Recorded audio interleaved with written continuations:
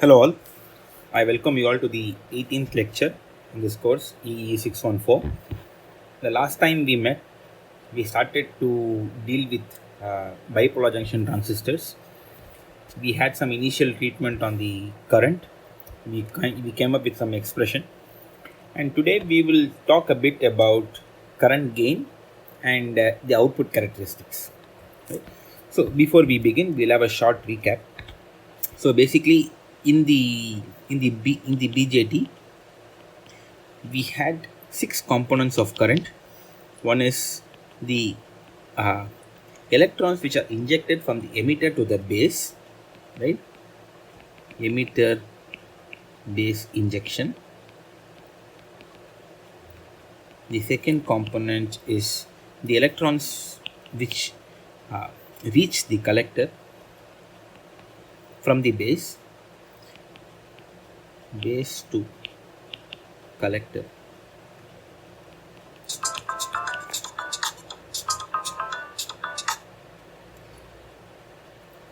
The third is recombinations happening.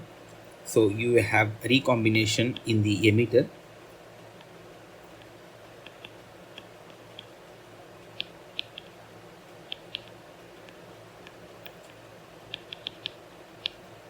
Fourth, you have recombination at the base.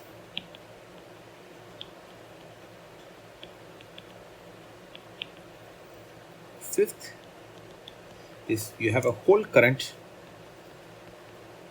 from emitter.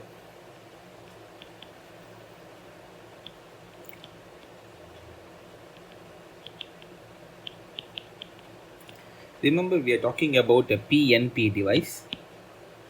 Everything just replaces if it's a P. This is NPN device. Everything reverses if it's a PNP device. And finally, we have the reverse saturation current in the emitter base. Sorry, in the base collector junction. It is reverse saturation from base collector. Right. So these are the six currents that we dealt with. We had some definition of what is called as a base transport factor, alpha T. It's called base transport. This is the efficiency of electrons injected from base to the collector by the electrons that are injected from emitter to the base. This is a crucial parameter because it tells you how much electrons got collected into the collector, right? And if the width of the base W is lesser than the diffusion length of electrons in the p-type material, then we will have INC almost equivalent to INE, which means alpha T is almost equivalent to 1, right? And we found the expression for this, which turned out to be the area of the emitter, charge, electron diffusivity, intrinsic square by W n of B e power q v b e by kt. Nb is the effective density in the base. So we found that it can also be written differently, in the sense that its expression will turn out to be, this can also be written as a q dn ni square divided by integral 0 to w Na. This is because it's a p-type. You have an acceptor doping density dx e power qdbe by kt, and this integral is called as qb integral 0 to w Na of x dx. It's called as a Gummel number. And then we showed that the actual current depends only on this total charge and not on the charge profile. But we also showed that the charge profile, if you have a gradient in charge profile, you have a drift in addition to the diffusion, which will help you to increase the base transport factor, right? So we stopped at this point. Now let us calculate the gain in the current under various configurations, as well as what happens if you have not a current source but a voltage source at the emitter and base, so that you have what is called as transconductance and other characteristics.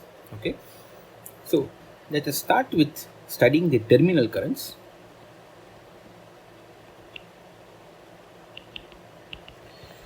So let's draw the band structure for a moment.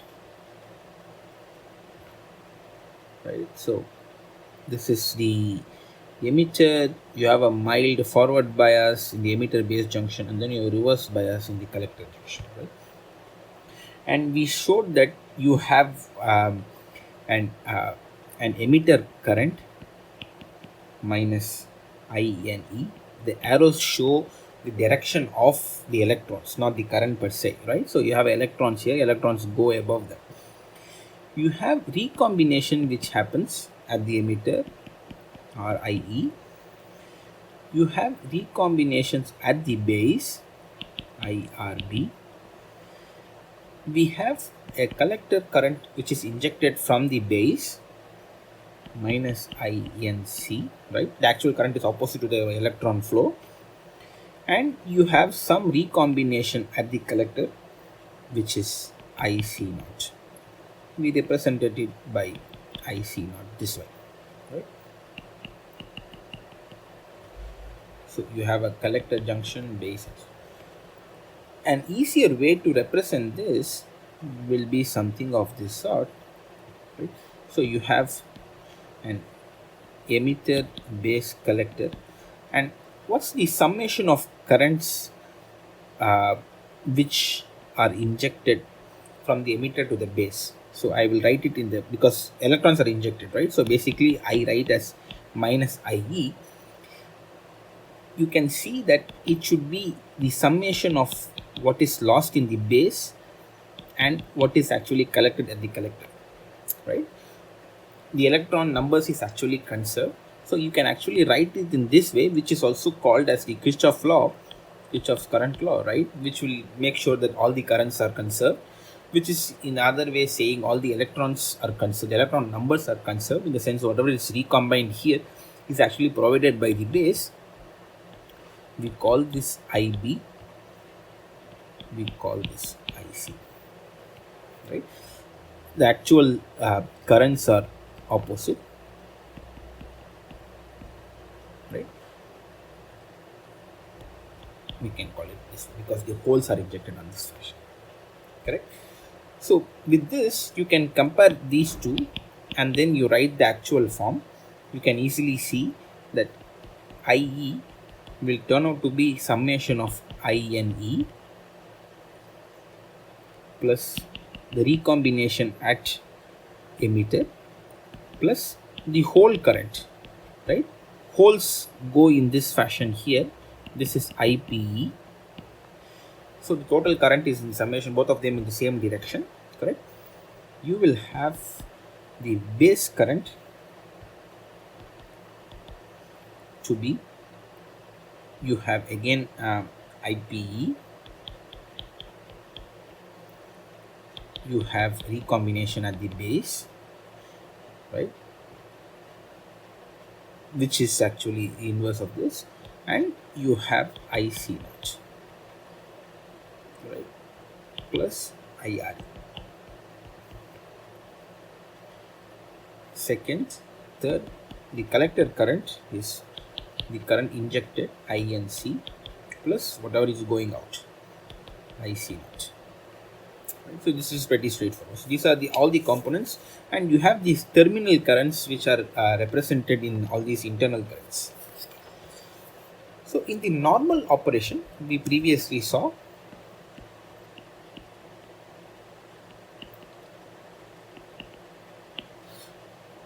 the emitter base junction is forward biased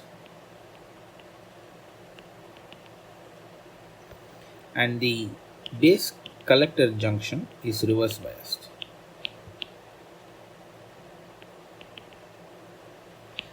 So if I plot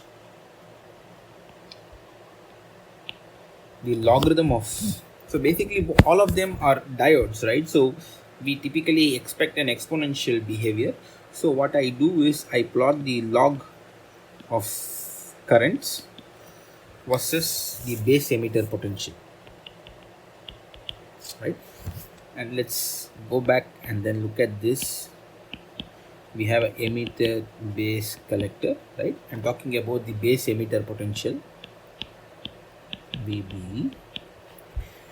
And for this normal, this base emitter and the collector and the current here IB, this is a normal PN junction, and we know how it will behave, right? For small biases, even in forward bias, you do not have the ideal diode equation. At small VBE, IB is proportional to e power q VBE by 2 kT, right? This is because of the fact that you have a lot of recombination uh, in the depletion width, right? Because in the ideal diode we actually neglected recombination generation. That's why you get QVBE by KT. But then at small biases you have a lot of recombination, so you have some slope here, right? After you cross a certain threshold, you start having the ideal diode equation. So this region has IB is proportional to e power q VBE by 2 kT, and this region is the ideal diode equation. IB is proportional to e power q VBE by kT. You can see it as a higher slope, right? After a certain point, you will see that you reach high injection and then you reach series resistances in the base and in the emitter, right? And then the current again starts to flatten out, and here again you have series resistance playing,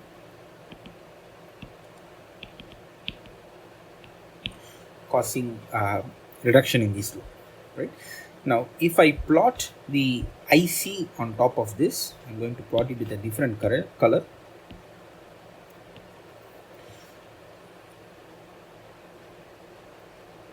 It will behave something like this. Again you have the effect of high injection here, where, let me draw this in solid lines.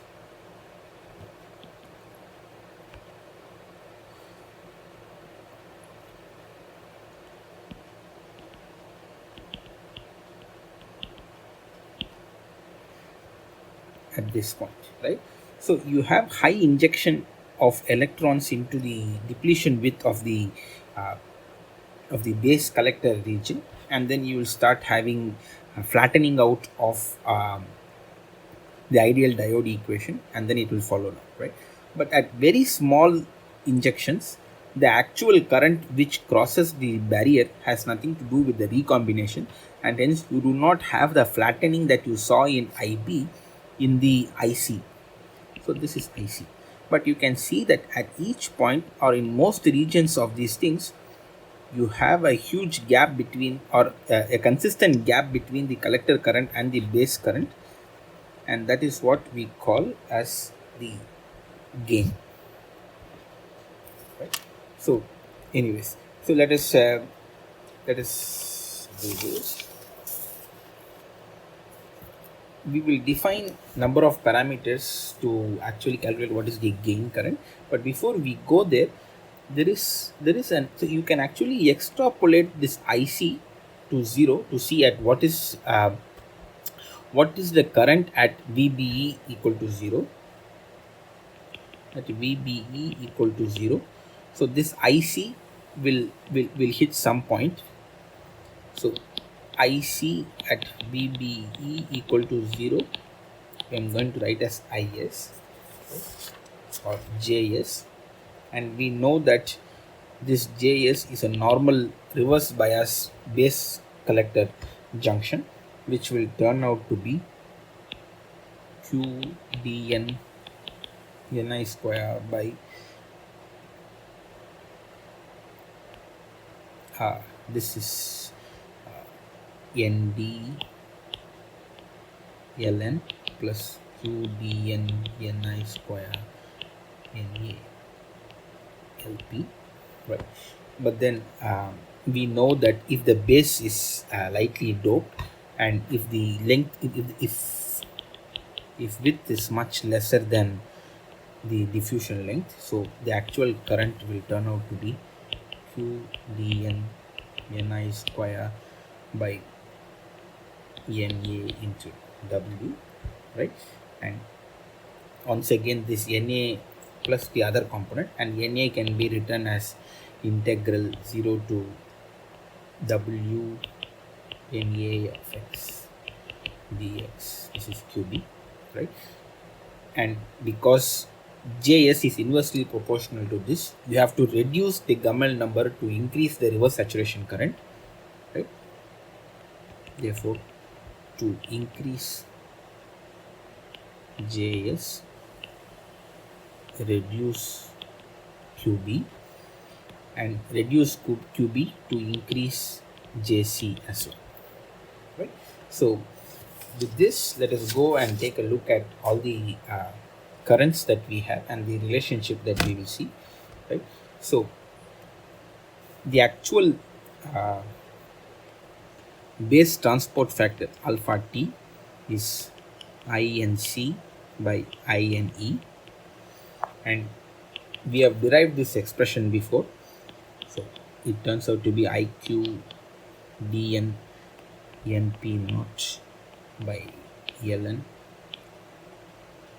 cot h width by ln e power q vbe by kt divided by q dn np naught cosecant h by kt, right?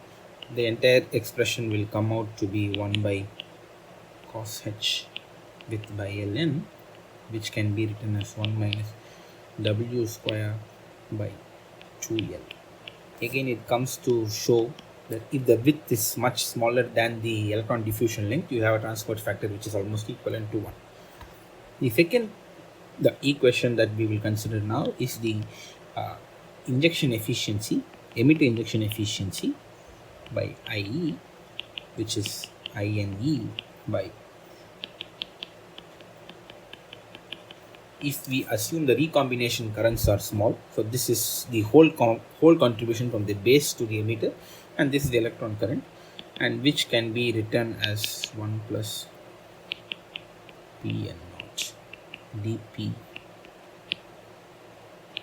np dn width of the emitter tan h width by ln minus. So these are once again from the expressions that we previously calculated in our the lecture that we saw before. Okay, so you can see that if width is much lesser than ln, both alpha t and gamma approaches 1, right? And we define another term called the current gain beta, or there is another term for it called HFE, which is called the hybrid parameters. I think you must have seen this in one of your early classes. These are the two parameters which are typically used, which is defined as IC by IB. IC is the collector current with all the components that we previously saw, and you can also compare it with in this particular plot at each VBE. You can see that IC is always higher and almost similar in values to IB, right? So basically, this is the total gain in the device, right? And we know that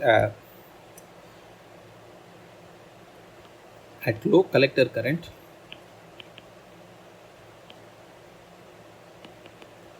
we know that IB is proportional to e power QBBE by MKT.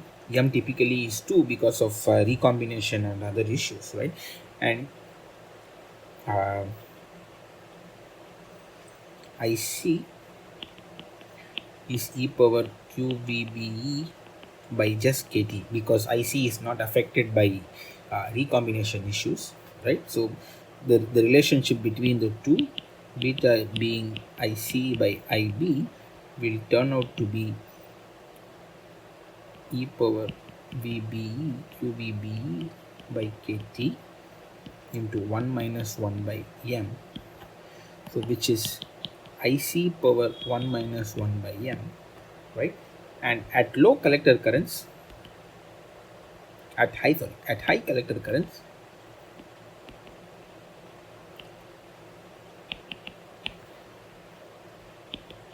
IB is flattened out because of the fact that you have IB is still not flattened out. IB is still in the ideal,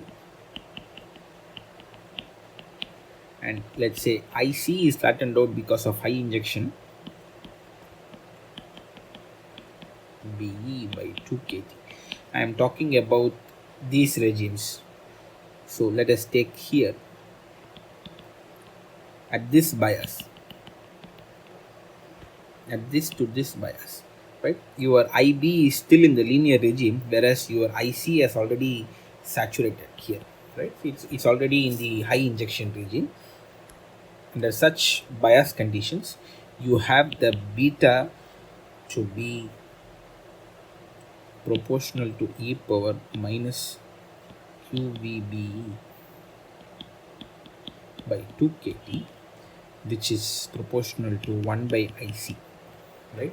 So basically what happens is the gain beta, as we currently saw, as a function of IC, has an increasing trend at low bias because it is proportional to IC. As IC increases, it has an increasing trend.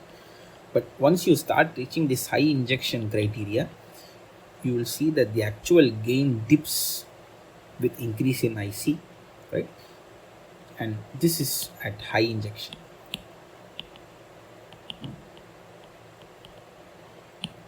Under these conditions, this gain effect with IC is called as the Webster effect, which is often noted in many criteria. We will see slowly what happens to the gain at various ICs and stuff, but this is just a very simple definition of certain terms. The last thing that we will see before we go into output characteristics is called as transconductance, which is typically seen when you have a voltage source in instead of a current supply that we have currently been seeing. We see what is called as GN is the change in collector current versus change in VBE. And from our previous expressions, like this, you will see that it approximately falls down to Q by KT times IC in the ideal diode region.